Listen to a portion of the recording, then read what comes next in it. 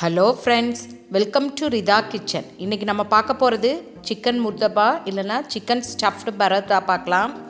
வீடியோக்குள்ளே போகிறதுக்கு முன்னாடி மறக்காமல் ரிதா சேனலை சப்ஸ்கிரைப் பண்ணிக்கோங்க. ஓகே ஃப்ரெண்ட்ஸ், வாங்க வீடியோக்குள்ளே போகலாம்.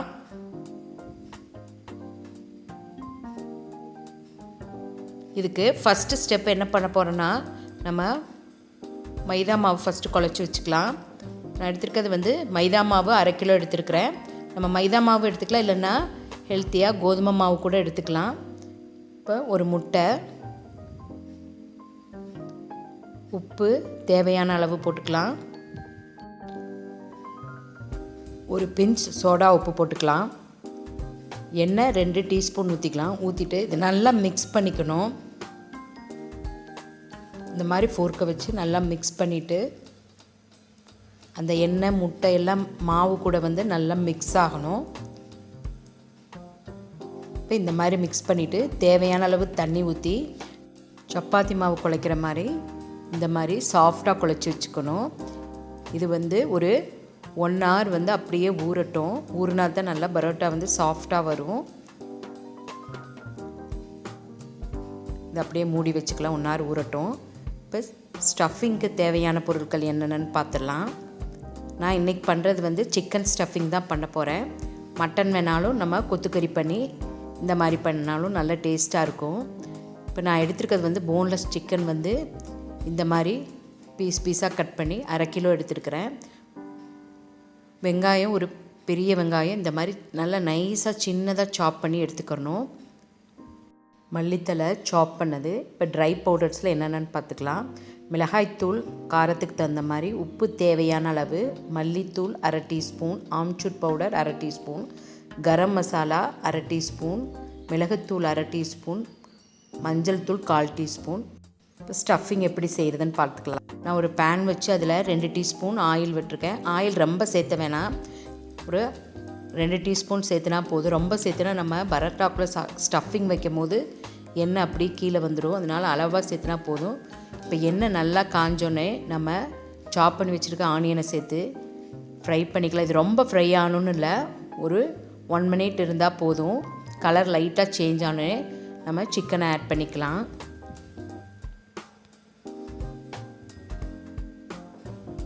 இப்போ இந்தளவு சேஞ்ச் ஆனால் போதும். இப்போ நம்ம சிக்கனை ஆட் பண்ணிக்கலாம்.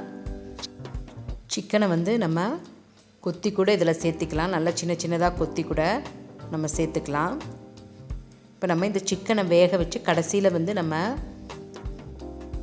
கொத்தி விட போகிறோம். நல்லா வெந்துடுச்சுன்னா நல்லா சின்ன சின்னதாக வந்து நம்மளுக்கு கொத்துறதுக்கு ஈஸியாக இருக்கும். இப்போ இதை மூடி வச்சுட்டு ஒரு 2 minutes வந்து அப்படியே வணங்கட்டும். சிக்கனும் நல்லா கலர் சேஞ்ச் ஆகும். இப்போ 2 minutes ஆகிடுச்சு.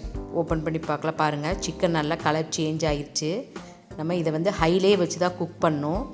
இப்போ ஹையில் வச்சுருக்கிறதுனால பாருங்கள், தண்ணி விடலை, இல்லாட்டி சிக்கனில் நல்லா தண்ணி விட்டுரும். இப்போ இந்த ஸ்டேஜில் வந்து நம்ம வந்து ட்ரை பவுடர்ஸ் எல்லாத்தையும் சேர்த்துக்கலாம். மிளகாய்த்தூள் வந்து காரத்துக்கு தகுந்த மாதிரி சேர்த்துக்கலாம். மஞ்சள் தூள் 1/4 டீஸ்பூன்,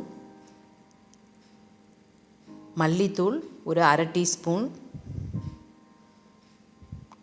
கரம் மசாலா 1 டீஸ்பூன், மிளகுத்தூள் வந்து 1/2 டீஸ்பூன் சேர்த்துனா போதும். ஆம்ச்சூர் பவுடர் வந்து ஒரு 1/2 டீஸ்பூன், உப்பு தேவையான அளவு சேர்த்துட்டு இது நல்லா மிக்ஸ் பண்ணிக்கணும்.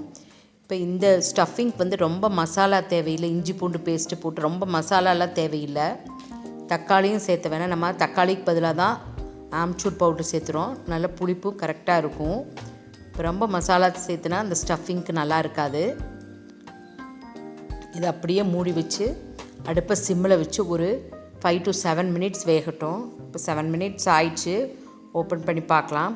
பாருங்கள், நல்லா வெந்துருச்சு, நல்லா ட்ரையும் ஆயிடுச்சு. இந்த மாதிரி ஒரு ஸ்பேச்சுலாக வச்சு, உட்டன் ஸ்பேச்சுலாக வச்சு நல்லா இந்த மாதிரி சிக்கனை வந்து நல்லா கொத்தி விட்டோம்னா நல்லா மேஷ் ஆயிரும். நல்லா சின்ன சின்ன குட்டி குட்டி பீஸாக ஆயிரும்.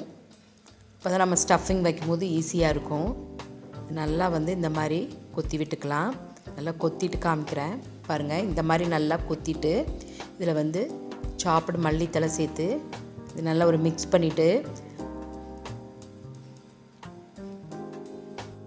ஸ்டஃபிங் பாருங்கள் இந்தளவு ட்ரையாக இருக்கணும். அப்போ தான் வந்து நம்ம பரோட்டாவில் வைக்கும் போது நமக்கு வந்து வெளியே வந்து வராமல் இருக்கும். இந்தளவு ட்ரைனஸ் வேணும். இப்போ இது நல்லா ஆறட்டும். நம்ம வந்து பரோட்டாக்குள்ளே வந்து ஸ்டஃபிங்க்கு முன்னாடி வந்து ஒரு லேயர் வந்து முட்டை வைப்போம். அதில் வந்து அதுக்கு நம்ம மிக்ஸ் பண்ணிக்கலாம். இப்போ ஒரு பெரிய வெங்காயம், பெரிய வெங்காயம் சாப் பண்ணது, கொத்தமல்லி தழை, 2 முட்டை சேர்த்துருக்கேன், 1/2 டீஸ்பூன் மிளகுத்தூள், உப்பு தேவையான அளவு சேர்த்து இதை நல்லா பீட் பண்ணி வச்சுக்கணும். இதை பீட் பண்ணி வச்சு நம்ம பரோட்டாவை பரத்திட்டு இந்த முட்டையை வந்து ஒரு டேபிள் ஸ்பூன் வந்து அந்த பரோட்டா மேலே வச்சுட்டு அதுக்கு மேலே ஸ்டஃபிங் வச்சு நம்ம செய்ய போகிறோம். நல்லா மிக்ஸ் பண்ணி வச்சுக்கலாம். சில நேரம் சிக்கனையும் இதில் போட்டு நம்ம மிக்ஸ் பண்ணிக்கலாம். இன்றைக்கி நான் அப்படி செய்ய போகிறதில்ல. இது தனியாக நம்ம வச்சுட்டு நம்ம சிக்கன் ஸ்டஃபிங்கும் தனியாக வச்சுக்க போகிறோம். இப்போ சிக்கன் ஸ்டஃபிங் நல்லா ஆறிடுச்சு பாருங்கள். இந்தளவு உருண்டை எடுத்தால் போதும் பரோட்டாக்கு. இப்போ நம்ம பரத்திக்கலாம். நான் இன்றைக்கி எண்ணெய் வச்சு தான் பரத்துகிறேன்.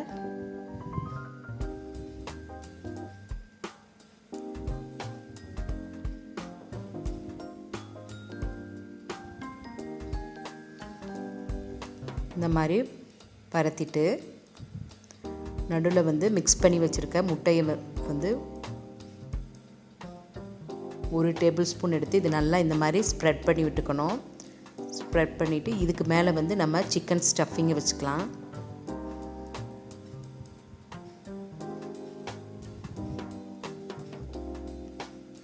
ரொம்ப ஜாஸ்தியாக வச்சிடக்கூடாது. நமக்கு தேவையான அளவு வச்சுட்டு நம்ம இதை ரெக்டாங்கிளாக நம்ம அப்படி மடித்து விட்டுக்கலாம். பாருங்கள் இந்த மாதிரி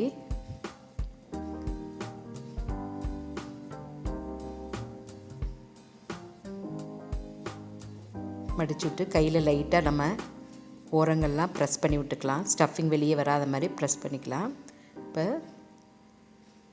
தோசை தவா நல்லா காஞ்சோன்னே நம்ம இதை போட்டு நம்ம கல் நல்லா காஞ்சோன்னா அடுப்பை சிம்மில் வச்சுக்கணும். ஏன்னா முட்டையெல்லாம் போட்டிருக்கிறதுனால வேகணும். அடுப்பை சிம்மில் வச்சுட்டு பாருங்கள் நல்லா இந்த மாதிரி கோல்டன் ப்ரௌனாக வரணும். நல்லா வந்து மேலே தோசை கரண்டி வச்சு நம்ம ப்ரெஸ் பண்ணி விட்டுக்கலாம். அப்போ தான் வந்து முட்டையெல்லாம் வேகும். அடுப்பை சிம்மிலே வச்சு தான் வேக விடணும். இன்னும் கொஞ்சம் எண்ணெய் விட்டுக்கலாம். நம்ம எண்ணெயோ இல்லை நெய்யோ விட்டுக்கலாம். இந்த மாதிரி சைடெல்லாம் வந்து வேகிறதுக்கு இந்த மாதிரி ஒரு இடுக்கி எடுத்து இந்த மாதிரி தோசை தவா மேலே வச்சா எல்லா பக்கமும் ஃப்ரை ஆயிரும்.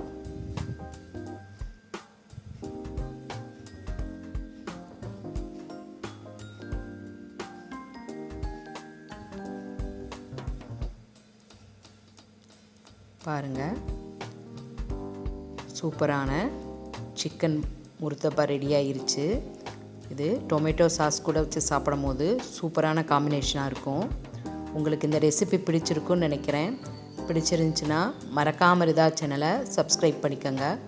ஓகே ஃப்ரெண்ட்ஸ், அடுத்த வீடியோவில் சந்திக்கலாம். பாய்.